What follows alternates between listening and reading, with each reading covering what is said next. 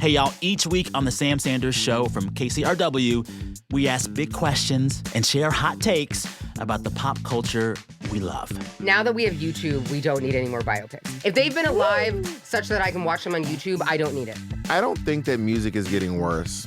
I think y'all just don't listen to artists who aren't in the mainstream. Taylor Swift, retire. It's time to retire. The Sam Sanders Show from KCRW, wherever you get your podcast, and on YouTube.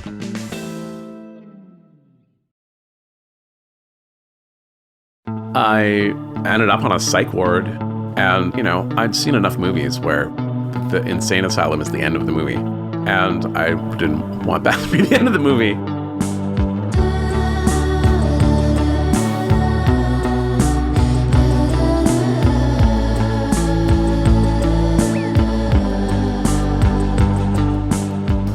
You're listening to Life in 7 Songs.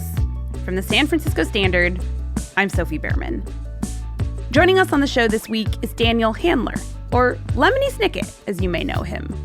He's the author of some 30 books, including the 13-book series for young adults called A Series of Unfortunate Events, which has sold around 70 million copies worldwide and been turned into a successful movie and TV series. In much of Daniel's work, terrible things happen to people. And today, we're eager to dive into, well, why? And as a heads up, there is some discussion of sexual assault in this episode. Daniel, thank you so much for joining us. Thank you very much for having me. So for listeners who maybe haven't read A Series of Unfortunate Events, Sure. There's a character, Count Olaf. Yes, terrible person. Evil. Distant relative of the Baudelaire orphans, the main characters. Supposedly. And he just attempts a series of terrible schemes. And it's not just that series. The first book you ever published, The Basic Eight, a high schooler murders one of her classmates. Yeah.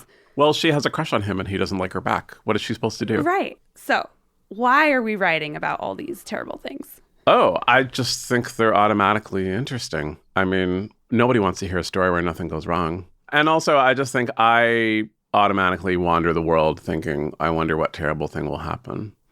Say more. I mean, I don't know how revealing you are in terms of the own circumstances of this podcast, but we're in like a somewhat creepy windowless room. Like if you passed out and you woke up and you were in this room, you would think, oh, I guess this is the last room I'm ever going to see. It has black curtains. It has an alarming number of electrical cords curled up on hooks. I see a couple of lovely chairs, a nice table, a glass full of water, but to each their own. You know what? Lovely. I'm going to call you out there. I think a lot of people might walk into this room and not immediately go into a nightmarish abduction narrative, but that's just, I think, the shape of my mind. So you've always prepared for the worst case scenario. Yeah. How come? Well, one answer is that I was raised in an extended Jewish family, and we were very close to each other emotionally, but we were not particularly close on the family tree in a lot of cases. And that was because so many people were slaughtered by Nazis. And to grow up and hear the stories of people who made it, to hear the stories of people who didn't make it, and to understand that that's not a reliable narrative of reward and punishment. You know, everybody who made it, they weren't the best people, they weren't the bravest, they weren't the smartest, they just happened to survive. But I also think even if you're not raised in that particular way, I think just the inherent injustice of the world occurs to you pretty early, both in a large way, but also kind of the little ways of like, oh, the teacher told us all to be quiet, but I wasn't making any noise. And I think you begin to have a sense that we've put a layer of meaning on the world that is not entirely convincing. Is there a song that takes you back to your childhood? Yes. So one of the things I grew up with was classical music. My parents were big listeners to classical music, and we had a stereo in the living room with speakers kind of in corners of the room. And I would go over there and stare at the speaker, listen to the music as closely as I could. And one favorite was the Eroica, Beethoven's Third Symphony, the Scherzo movement in particular, because it's quick and peppy. And we had this version conducted by George Sell, the Cleveland Symphony Orchestra, and that was something that I listened to over and over and over again.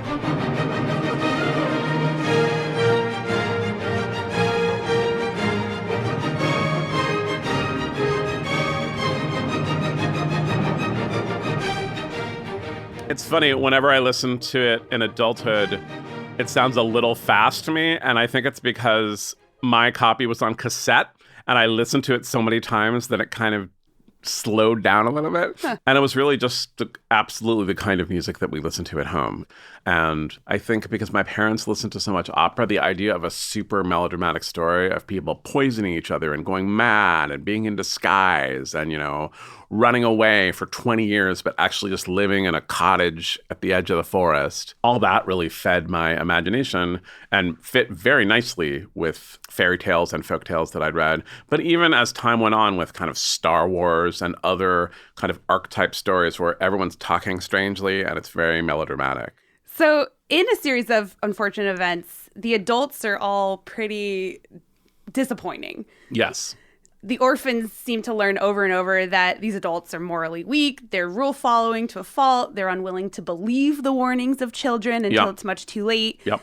Is that a lesson you personally had to learn at some point about adults? I think it's a pretty early lesson. Most of us are born crying. There's something we want right away. We're hungry or we're uncomfortable or we're in pain. And that is not helped as quickly as we want it to be helped. And so I think to have that acknowledged in a children's book seems pretty crucial. I think personally that lesson came a little bit later. And it's a good lesson to know, like, oh, my parents are actually just human. They're people. Right. It's a lesson everyone has to learn. Yeah. Because then you grow up and maybe become a parent. I'm a parent. And then you think, oh, yes, I'm completely unreliable. What am I doing? I'm unleashing a largely accidental reign of terror upon an innocent young person. I think the journey of the Baudelaire orphans in a series of unfortunate events is the journey from childhood to adulthood. And part of that is beginning to recognize your own unreliability, your own failings, and how they mimic the ones that have so terrorized and frustrated you when you were a child.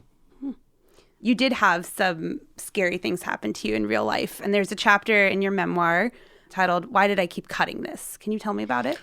I was attacked sexually as a child in the basement of a museum where I was early for a class. And it was a very frightening experience that was not witnessed by anybody, that I can't imagine that I told anybody. And my memory of it is that it was interrupted by more people kind of coming down the stairs and coming into the space. And so it stopped.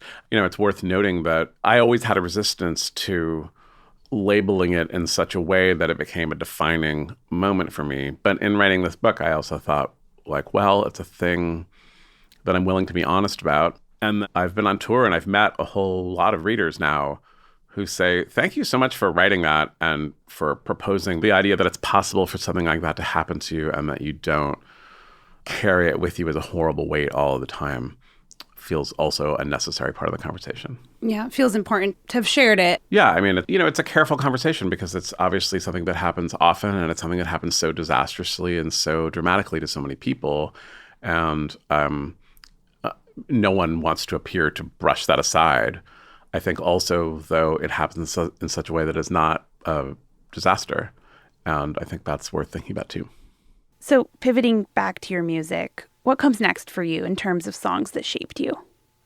To this day, I'm behind on a generation of pop music that people's parents listen to. So I never heard any Barbra Streisand. I never heard any Neil Diamond. I never heard any Aretha Franklin. I never heard a bunch of artists, Joni Mitchell, Neil Young. I didn't hear them until I was much, much older because those records were not in the house. But there was a small stack of vinyl from my mom's swinging single days in San Francisco. And I found those in the back of a closet when I was about in middle school. And one of them was this album by Julie London, which is called Lonely Girl. And it was such a mysterious thing to me. She has such a low and breathy voice. And we'll hear it now, but I would invite listeners to imagine the kind of layer of staticky crackle on your mom's old vinyl that laid on top of it that made it sound even more mysterious. We looked at each other in the same way then, but I can't remember where or when. It sounds so lovely, but when I was a child, it was also so mysterious. She sounded like she might be like some kind of a vampire or something. And the whole record is just her and a guitar. It just sounds so stark. It's like a poem. Yeah. And most songs are, but it reads like poetry to me. It's mysterious. And were you reading poetry at that age when you were listening to that, or writing poetry? I know that you were a voracious reader pretty early. Well, so when I was 12, and this was kind of the moment that began the book for me. When I was 12, I was at the West Portal Public Library, and there was a book on the shelf that was called The Flowers of Evil. And I knew right away what it was. No one had to tell me. It was obviously a horror novel like Stephen King about killer plants. Of course. I couldn't wait. And so, I took it home and I started reading it. And it was and is a collection of poems by Charles Baudelaire about, staying up too late at night in Paris with nefarious women and men and ingesting chemicals and feeling lonely and horrible, but kind of loving it. They don't give you a lot of Baudelaire when you're young in school. And your sense of poetry is kind of rhyming poems about talking animals, maybe. And so I was very unnerved by it. I returned it almost immediately to the library. But then I also kept going back there over and over again, taking it out again. And it was something that I reveled in. And I really like thinking about the space that you're in when you're young, reading a book like that.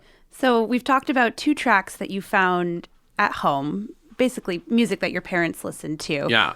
When did you discover your own music, and what was that? Well, when I was in middle school, I had a friend, and he was concerned about me because of my classical music upbringing, that this would not get me, a ton of girls. And so he gave me some music that, I needed to go home and listen to. And I think in a not dissimilar way from reading Baudelaire, listening to Prince was another thing that was like, it was upsetting, it was alluring, it was like nasty, but it felt right. The first record I heard of his is called Dirty Mind, and he just looks filthy on the cover. And I was just at the age where you're just being chastised for a dirty mind all the time. You're a boy and you're that age, and someone's eating a hot dog and you just go like, hee, hee, hee, hee, hee, and they say, that's bad. You should not be thinking like that. And so when Purple Rain hit, I was ready. And I think I was most intrigued by the opener, Let's Go Crazy, which, begins with like the sound of an organ and a kind of church sermon that leads to like a big kind of thrashy, dirty thing. We are gathered here today to get through this thing called life. And I have such a memory of hearing Prince say, "At least you got friends." Thinking, what a wonderful thing to say in the middle of all the turmoil and chaos of that song.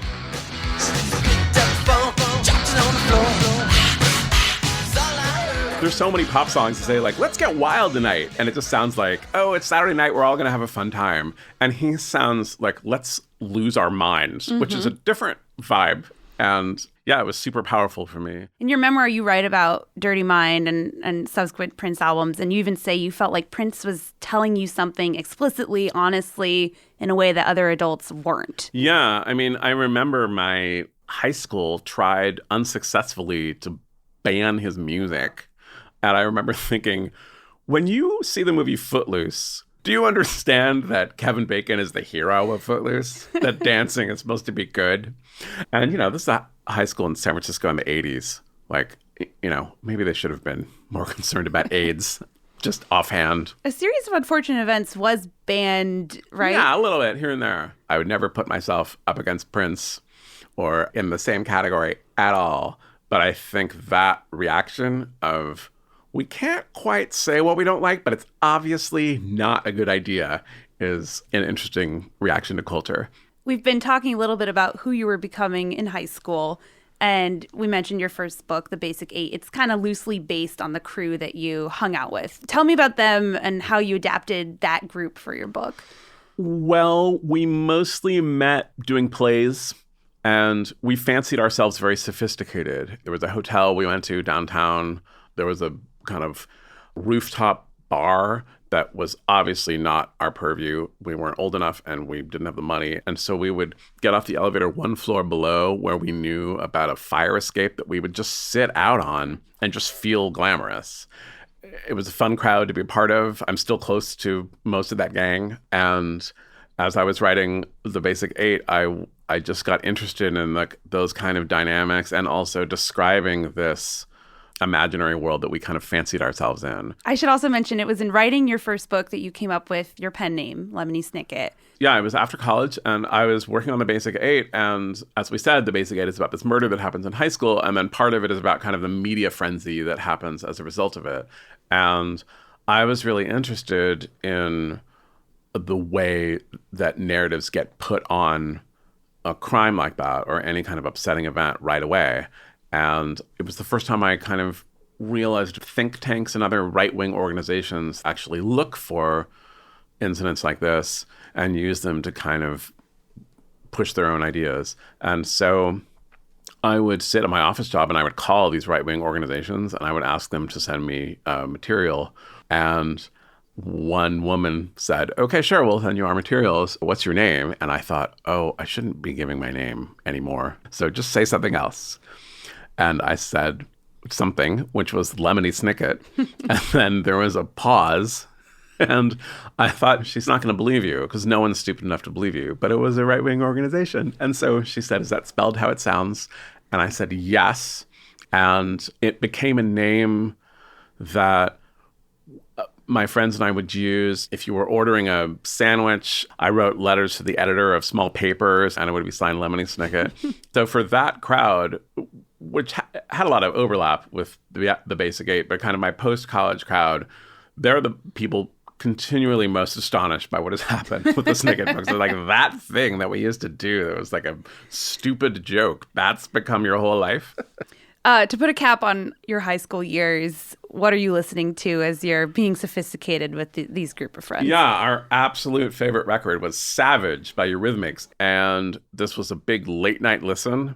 And I think the kind of archness of Annie Lennox's tone, particularly in the opening song, I Love to Listen to Beethoven, was something that we just found wondrous to hear. Take a girl like that. Take a girl and put her in a natural setting. Put her in so natural. Like a cafe, for example. In a cafe. Along comes the boy. And he's looking for trouble. With a girl like that. With a girl like that. Who knows what they decide to do? That mannered talking of Annie Lennox and then the singing right on top of it, the way the music sounds kind of intentionally shoddy, maybe. The whole thing was really interesting. And the music video. Yeah, she was a woman pretending to be a man, pretending to be a woman, which had kind of these interesting layers to it. Yeah, it's an incredible music video. Listeners should go watch it. You have a housewife who's just going crazy in the monotony of her life and starts to see a little girl and then see a kind of drag, bald. And it's like kind of John Waters, but it's also like kind of Wes Craven almost. It feels bonkers. Yeah, it really does. And now it's time for a quick break. When we come back, Daniel opens up about a secret that he kept for decades, even from his closest friends. Stay with us.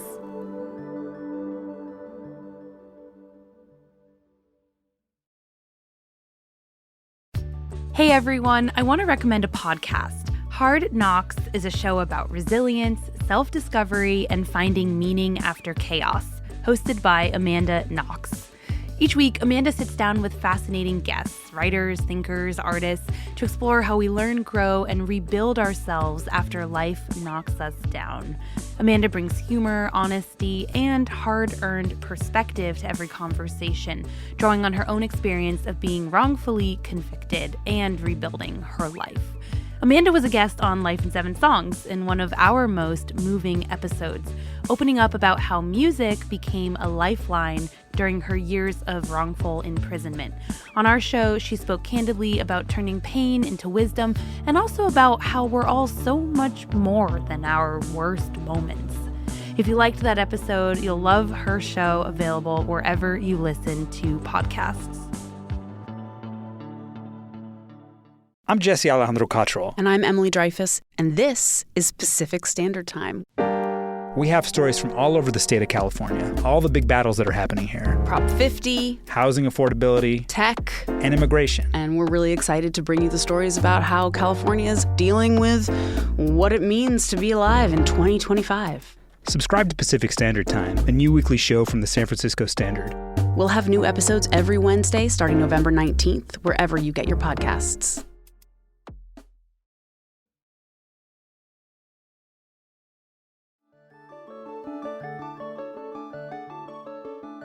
So you go to college, and I do want to talk about those years as well, because there's a kind of different terror that starts to chase you in nights and then daytime. Yeah. Almost immediately upon arriving at college, I started to have nightmares on an increasingly regular basis. And they felt like a kind of different kind of nightmare. And it was very difficult to talk about. Really, the only people who knew were anyone who happened to be sleeping over with me, just kind of crashing on my floor. And they just kept happening, and they were really exhausting me. And they were changing my consciousness in a way of really, really not getting enough sleep and beginning to kind of dread nighttime as they approached. And they proceeded into a kind of seizure and then hallucinations. And eventually, my last year in college, I had a huge seizure. And when I woke up, I could not read or write or speak. And I was taken first to the hospital in the town where my college was, and then eventually to a hospital at Yale.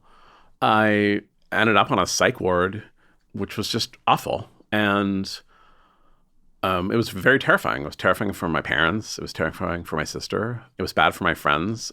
I was treated in a variety of ways that did not work. So I had a lot of testing. I had a lot of therapy. And it was really a huge shadow that was being cast over that whole time. You know, I really began to feel like, oh, is this the end? Like, I'd seen enough movies where the insane asylum is the end of the movie. And I didn't want that to be the end of the movie.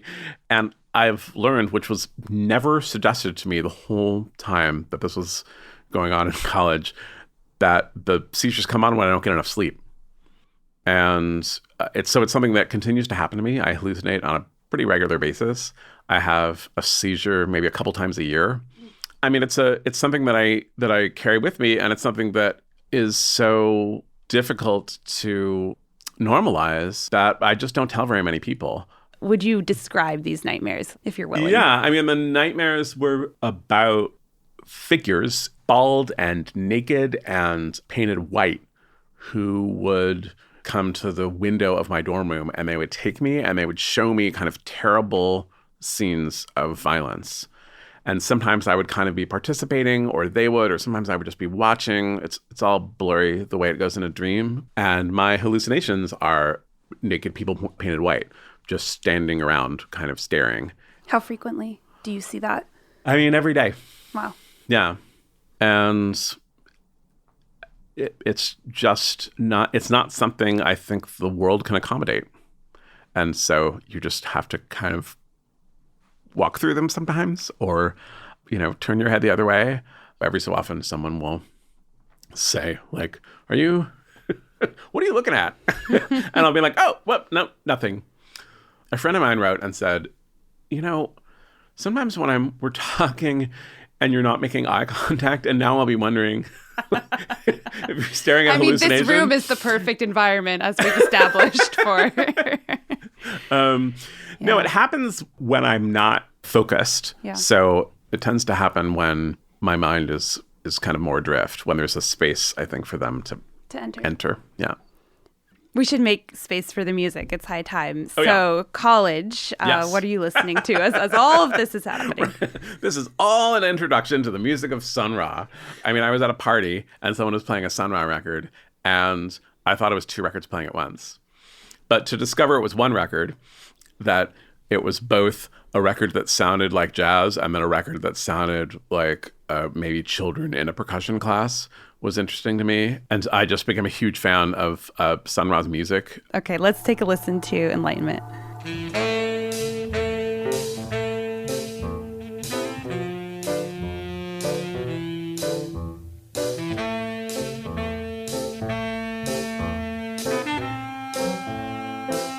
Like, I love how this little hi-hat at first sounds just kind of rhythmic, and then you realize it's not quite on, and there's nothing else going. He's just sitting there hitting it. And that's more like a 7-year-old who has been handed a drumstick. It's playful. Yeah. Tell me about becoming a parent. Well, when a man loves a woman very much... I want all the listeners to lean in. This is unavailable information. I walked right into that. About being a parent. I mean, it's a constant pop quiz on the world. Suddenly, everything that you have wanted explained to you your whole life, you're suddenly in the position to explain. And you have not learned anything, for the most part, about how that works. In fact, when you do know something pretty well and your child asks you, you have this pure delight that makes you realize that the rest of the time you have no idea what you're talking about. But every so often, you're able to say, oh, yes, it's a caterpillar and it goes into a chrysalis. I know this. But the rest of the time, you don't know anything. So earlier on, we talked about this kind of radical honesty that's important for kids. Adults being vulnerable, telling the truth, discussing the realities of the world. Did your views on that change at all when you became a father? I became more sympathetic to a wider variety of views, which I would like to think would have happened anyway as I grew older. Yeah. But when I was first starting out publishing children's books, there were a lot of people who were upset by the books. They didn't always ban them, but they didn't like them. And I just always thought, I don't get it, leave me alone. And that is still my conclusion about how we should be treating children's literature and how we should be treating libraries. Is not that we should all be going in there and reading them, and then if a book upsets us, to remove it. Yeah. But I understand that urge more. I understand that when there's a noise in the middle of the night, you want to say to your young child, that is nothing and it's fine. And that you're not going to say, for all we know, we're going to die tonight. That is not, that's not a kind of radical honesty that you share with children. I still don't reach the conclusion of, so we need to do something about it. I just think it's okay to be upset. We've touched on this a little bit, but why write for kids? I mean, children's literature is so often run in a pedagogical way where kind of dangerous and mysterious material is just automatically suspect. It shouldn't be upsetting. It shouldn't be something that you're struggling to figure out. It shouldn't be alienating. And I think all those things are part of literature, and an important part of literature. For instance, a great disappointment to me in The Flowers of Evil when I was 12 is that the second half was in French. And I just thought, what a weird choice. And by the way, I can't read French. And I was old enough to read whatever it says on the book. I have a copy of that edition, and it's pretty clear that it's translated and that the original French poems are in the back. That's not a mystery. But when you're that age, you just skip all those pages before chapter 1 begins. Mm-hmm. And so I like thinking about the kind of naivete, sophisticated enough to try to tackle those poems, but then just naive enough to not even understand what they were. And that is such, I think, a wondrous space. And I think it was really informative for me, not only as a child and a reader, but then to start to write for young people and to think about that space in that way. I really wanted to recreate those kind of magical experiences I had when I was young. And a young person who picks up a series of unfortunate events is holding something mysterious. So we've spoken quite a bit about your writing, but you're also a musician. How have you fit playing music into your life? I mean, most of the music that I play is with the magnetic fields. I play the accordion, and I get to sit in with that band. And for me, that's really about being near Stephen Merritt, who is the songwriter and leader of the band, and to get to watch someone else do a thing that they do really, really well.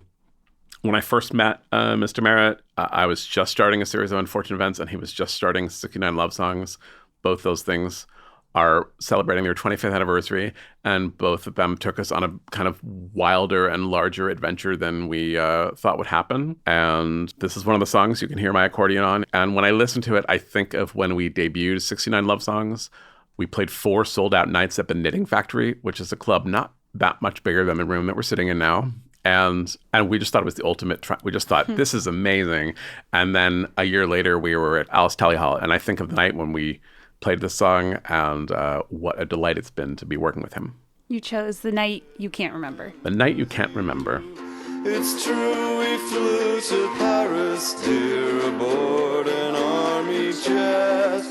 The night you can't remember, the night I can't forget. Big smile on your face. It makes me remember, I mean, not just performing it, but 95% of that record was recorded in his studio apartment. And I had to be careful when spreading the accordion because the apartment was so cramped that more than once I would kind of spread it open and then I would hit percussion instruments hanging on the wall, and that was not good for the recording process. But yeah, it was a magical time. So we're coming to a close. We've talked a lot, actually, about your memoir. We have talked a lot. Which is good, as we should.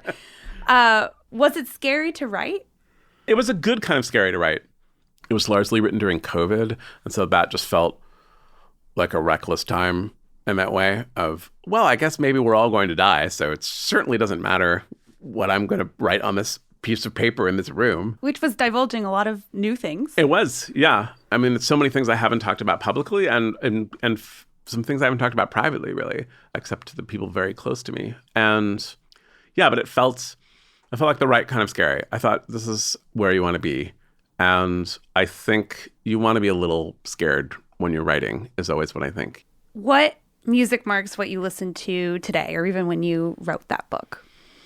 I listen to a lot of movie soundtrack music when I'm working. It's very evocative, and then it always has something a little missing from it because it's meant, obviously, to accompany something else. So this is the main title from Anatomy of a Murder, a great movie for anyone who is interested.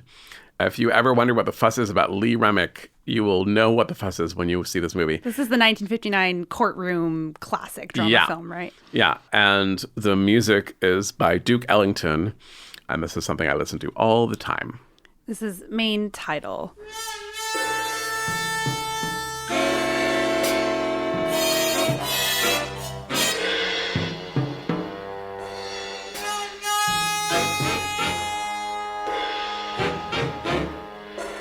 You can hear that it doesn't make sense right away in the music, but it's because we'll be watching these beautiful Saul Bass titles, and so you're beginning to get a grip on it, and then as the music kind of gradually finds its way in.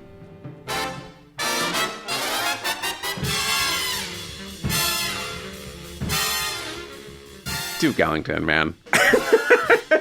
I mean, he's someone I admire and I think is kind of approachable from so many angles that we've talked about in terms of the creative process in this conversation. He was very workmanlike. He did a million things. He made so much music. I think you've said your first novel was rejected like 37 times or something in that range before being published. So, do you have any advice for someone who has maybe faced, you're going to hate this, a series of unfortunate events, terrors like that? But seriously, how do you persist? What's your advice? I mean, my heart goes out to anyone who is in the early part of their creative career. The way that art has tried to fit into capitalism has always been iffy.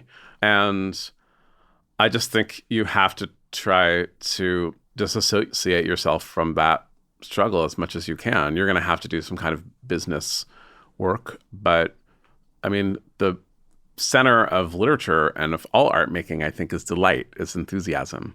And I think, you have to be loving what you're doing, and you have to love it no matter how many people tell you that it's not good. Because actually, if you are lucky enough to get to a place where you have some visibility in the culture, way more people than 37 people are going to tell you that they don't like it.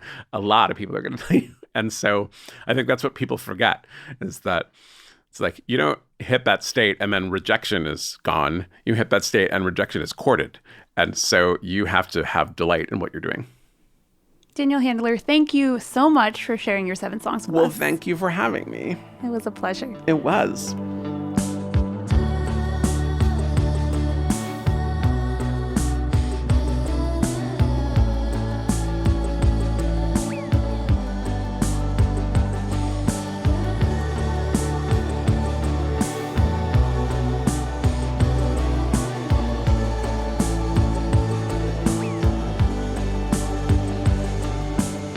Life in 7 Songs is a production from the San Francisco Standard. This episode was produced by me, Sophie Behrman, and our senior producer, Jasmine Morris. Our executive producers are Griffin Gaffney and John Steinberg. Nate Toby is our creative consultant. This episode was mixed by Michelle Lanz.